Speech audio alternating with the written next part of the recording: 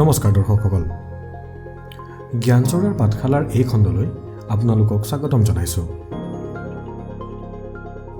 প্ৰিয় দৰ্শক, আমি প্ৰাক ঐতিহাসিক যুগৰ কথা পাতি আছোঁ।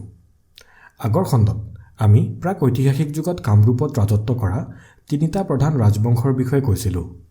বংশকেইটা আছিল ক্ৰমে দানৱ বংশ, কিৰাত বংশ আৰু অসুৰ বংশ। কিন্তু এই তিনিটা বংশৰ উপৰিও আন কেইটামান ৰাজবংশ তথা কেইজনমান ৰজাই কামৰূপৰ বিভিন্ন প্ৰান্তত ৰাজত্ব কৰাৰ কথা পুৰাণত উল্লেখ আছে। আহক আজি সেইসকল ৰজাৰ বিষয়ে জানো। ভীষ্মক ৰজা।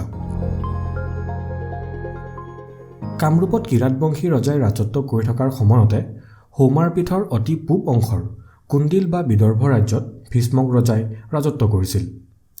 বৰ্তমানৰ শদিয়া অঞ্চলেই আছিল তেতিয়াৰ কুন্দিল ৰাজ্য আৰু ইয়াৰ কুন্দিল্য বা কুন্দিল নগৰ ভীষ্মক ৰজাৰ ৰাজধানী আছিল। আধুনিক প্ৰত্নতত্ত্ববিদসকলৰ মতে ভীষ্মক চুতীয়া বংশীয় ৰজা আছিল। ভীষ্মক ৰজাৰ ৰুক্মবীৰ প্ৰমুখ্য ৫জন পুতেক আছিল।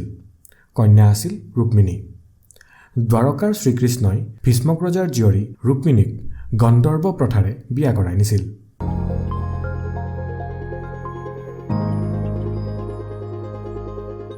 বান ৰজা।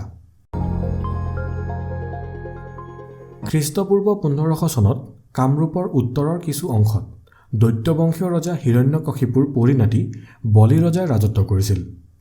বলি ৰজাৰ মৃত্যুৰ পাছত সেই শতিকাৰ শেষ ভাগত তেওঁৰ পুত্ৰ বান ৰাজপাটত উঠে। বৰ্তমানৰ ভালুকপুং বান ৰজাৰ নগৰী আছিল। তেওঁৰ ইন্দ্ৰদমন প্ৰমুখ্য কেইবাজনো পুত্ৰ আৰু উষা নামেৰে এগৰাকী ৰূপৱতী কন্যা আছিল। নিজৰ নগৰীৰ পৰা ২০ ক্ৰোশৰ দূৰত্বত বৰ্তমানৰ তেজপুৰত বান ৰজাই অগ্নিকৰ সাজি কন্যা উষাক সুৰক্ষিত কৰি ৰাখিছিল।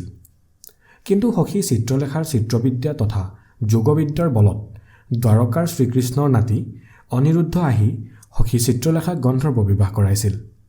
পাছত বান ৰজাই গম পোৱাত অনিৰুদ্ধক বন্দী কৰিছিল। নাতি অনিৰুদ্ধক মুক্ত কৰিবলৈ শ্ৰীকৃষ্ণ কামৰূপলৈ আহিছিল আৰু বান নগৰীত আক্ৰমণ কৰিছিল।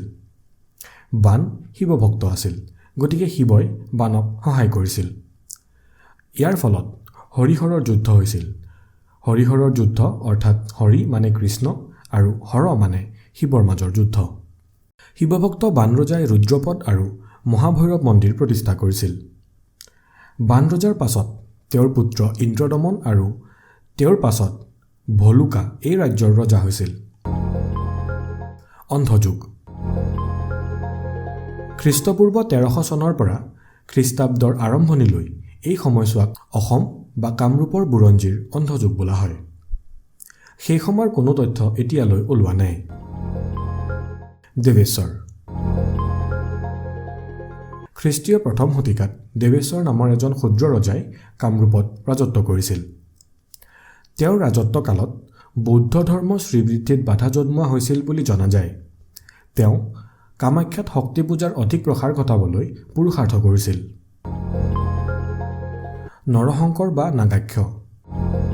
খ্ৰীষ্টীয় ৩৭৮ চনত কামৰূপৰ স্বৰ্ণপীঠত নৰশংকৰ নামৰ এজন ৰজাই ৰাজত্ব কৰিছিল। তেওঁৰ বংশই বিশ্বনাথৰ প্ৰতাপগড়ত প্ৰায় ৪০০ বছৰ ধৰি ৰাজত্ব কৰিছিল। প্ৰতাপগড়ৰ নাগশংকৰ মন্দিৰৰ কাষতে তেওঁলোকৰ ৰাজধানী আছিল।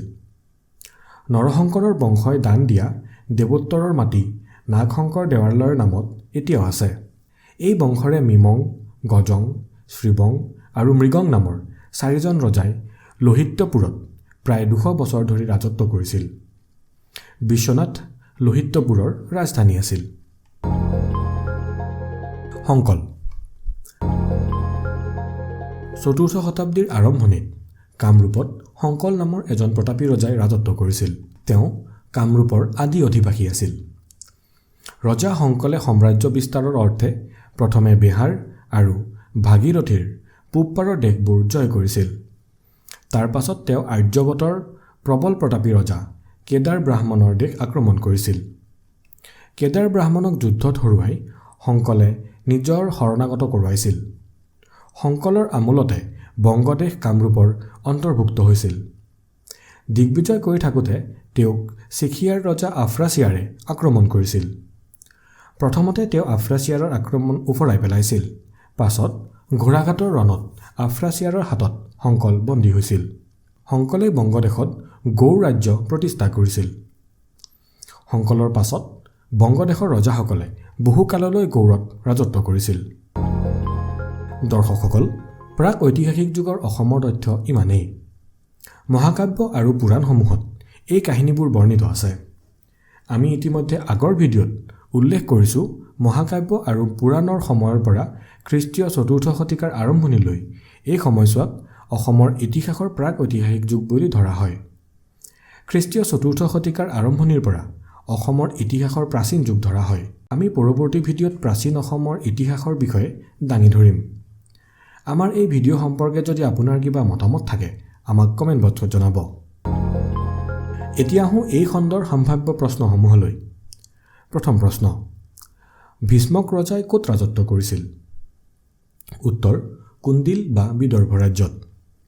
দ্বিতীয় প্ৰশ্ন, মহাভৈৰৱ মন্দিৰ কোনে প্ৰতিষ্ঠা কৰিছিল? উত্তৰ, বাণ ৰজাই। তৃতীয় প্ৰশ্ন, কোনখিনি সময়ক অসম বুৰঞ্জীৰ অন্ধযুগ বোলা হয়? উত্তৰ, খ্ৰীষ্টপূৰ্ব ১৩০০ চনৰ পৰা খ্ৰীষ্টাব্দৰ আৰম্ভণিলৈ। চতুৰ্থ প্ৰশ্ন, প্ৰতাপগড়ত কোনটো বংশই ৰাজত্ব কৰিছিল? উত্তৰ, নৰশংকৰ বা নাগাক্ষৰ বংশই। পঞ্চম প্ৰশ্ন, ৪ৰ্থ শতিকাত বিশ্বনাথ কোনখন ৰাজ্যৰ ৰাজধানী আছিল? উত্তৰ, লোহিত্যপুৰ। এতিয়া আপোনালোকলৈ এটা প্ৰশ্ন, কোনখিনি সময়ক অসমৰ ইতিহাসৰ প্ৰাক ঐতিহাসিক যুগ বুলি ধৰা হয়? অনুগ্ৰহ কৰি উত্তৰ কমেণ্ট বক্সত লিখক। ভিডিঅ'টো চোৱাৰ বাবে আপোনালোকলৈ অশেষ ধন্যবাদ।